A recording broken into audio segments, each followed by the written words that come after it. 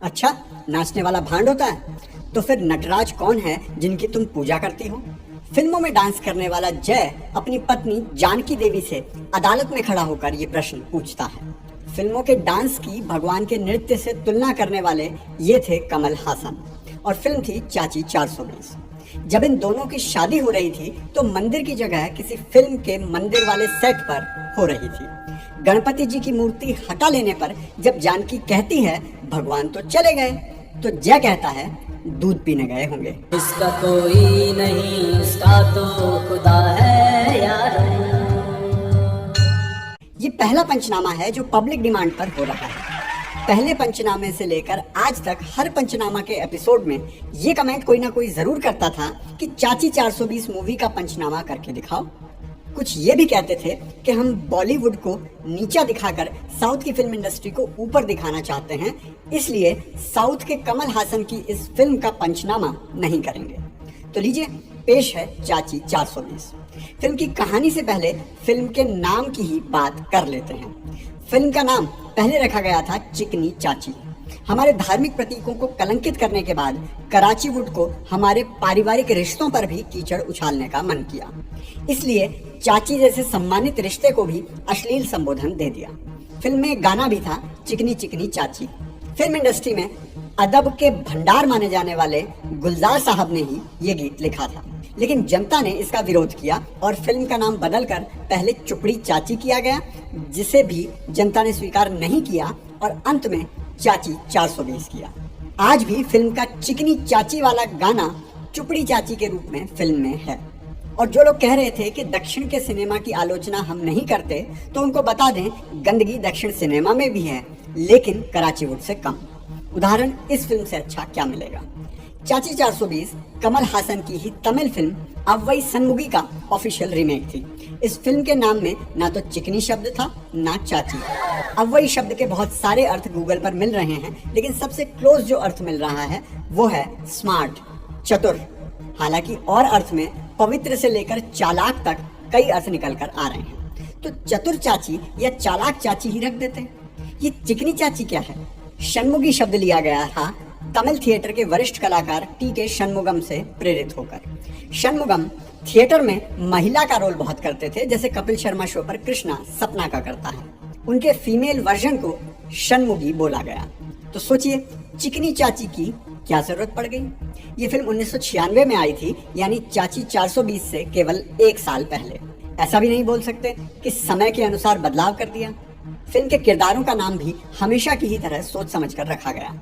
Heroine का नाम जानकी देवी, उसके पिता दुर्गा प्रसाद भारद्वाज, एक कट्टर ब्राह्मण, और हीरो जयप्रकाश पासवान, एक दलित। शादी से पहले पिता अपनी बेटी से पूछता है तुझे भारद्वाज चाहिए या पासवान?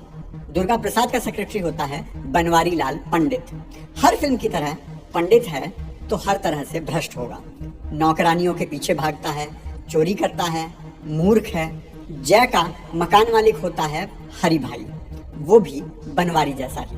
लेकिन मेकअप आर्टिस्ट है जोसेफ, जो भला आदमी है। जय को महिला का मेकअप देकर अपनी बेटी से मिलने में सहायता करता है। जय का एक दोस्त है शिराज अख्तर, पक्का नमाजी है। वो जय को जेल से छुड़ाने में जमानत कराता है, चाहे उसकी खुद की नौकरी छूट जाए।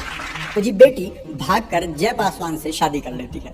मंदिर में शादी करते हैं। भगवान के सामने हाथ जोड़कर आंख बंद करके खड़े होते हैं कि फिल्म वाले मंदिर का सेट हटा लेते हैं। गणेश जी की मूर्ति जो कि शूटिंग वाली ही थी, उसे उठाकर ले जाते हैं। जानकी कहती है भगवान नहीं है।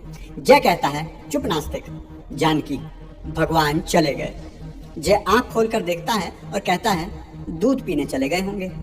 अब इसी घटना को जानकी अदालत में जज को सुना रही है। शिकायत कर रही है फूल भी नकली थे, भगवान भी नकली थे। तो जय बोलता है एक्सक्यूज मी योर ऑनर, आपने असली भगवान को देखा है कभी? तो जी जज साहब डाइवोर्स दे देते हैं और बाप को बेटी से मिलने का हफ्ते का 1 दिन देते हैं, शुक्रवार। वो मंदिर में मिलते हैं तो जय अपनी बेटी से पूछता है आज कौन सा दिन है? बेटी कहती है फ्राइडे नहीं, गुड फ्राइडे, क्योंकि ये आपसे मिलने का दिन है। वाह रे जीसस। अब जय बच्ची के पास रहने के लिए महिला बनकर जाता है, लक्ष्मी चाची। जब उसका ससुर फोन पर नाम पूछता है तो बोलता है मैं लक्ष्मी गोड बोले, मैं चितपावन ब्राह्मण हूँ। हमारे संबंध बाजीराव के खानदान से हैं, उनको रख लिया जाता है। अब भारद्वाज परिवार को एक शुद्ध शाकाहारी रसोइया चाहिए, तो लक्ष्मी चाची सिराज अख्तर के रूप में ले आती हैं। बताती हैं ये गूंगा है और इसका नाम है पंडित शिवराज शर्मा। बनवारी उसे टेस्ट करने के लिए गायत्री मंत्र की धुन सुनाने को कहता है, तो वो अजान की आवाज निकालने लगता है और बनवारी को विश्वास हो भी जाता है कि ये गायत्री मंत्र है। तो ये सिराज पकड़ा जाता है जब वो घर के गार्डन में बैठकर नमाज पढ़ रहा है। अब दीन वाला है तो पंडित बनकर भी नमाज तो पढ़ेगा ही ना। बनवारी उसे देख लेता है और जाकर सेठ जी को बता देता है। फिर वो एक टेस्ट लेता है। जैसे ही सिराज चाय लेकर आता है, उसे बोल देता है अस्सलाम वालेकुम, और एक अच्छे नमाजी की तरह वो जवाब देता है वालेकुम सलाम, और पकड़ा जाता है। तो दुर्गा प्रसाद चाची से कहता है मेरा तो घर भ्रष्ट हो गया लक्ष्मी, वो आदमी तो हर रोज गाय भैंस काटता है। तो चाची का भाषण शुरू होता है। वो गरीब तो अपना पेट भरने के लिए उनकी हत्या करता है। ध्यान दीजिए, पेट भरने के लिए मुर्गी बकरी नहीं, गाय ही चाहिए उस गरीब को। तो वो गरीब तो अपना पेट भरने के लिए गाय काटता है, लेकिन आप तो चमड़ा बनाने के लिए पशुओं को काटते हो।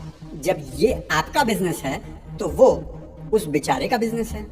जी हाँ, पंडित दुर्गा प्रसाद भारद्वाज चमड़े के व्यापारी हैं। अगर इतना भी स्पष्ट ना हो तो चाची कहती है कि आपका धर्म तब भ्रष्ट नहीं होता जब उसी चमड़े की कमाई से आपका पूजा घर बनता है। और ये सुनकर दुर्गा प्रसाद का हृदय परिवर्तन हो जाता है। ओहो, वो चमड़े का व्यापार नहीं छोड़ देते, बल्कि सिराज को हमेशा के लिए अपना रसोइया रख लेते हैं। हाँ, चाची ये बताना भूल गई कि नमाज पढ़ने के साथ साथ सिराज मियाँ अपनी मजहबी शिक्षा के अनुसार खाने में थूक कर खिलाते थे।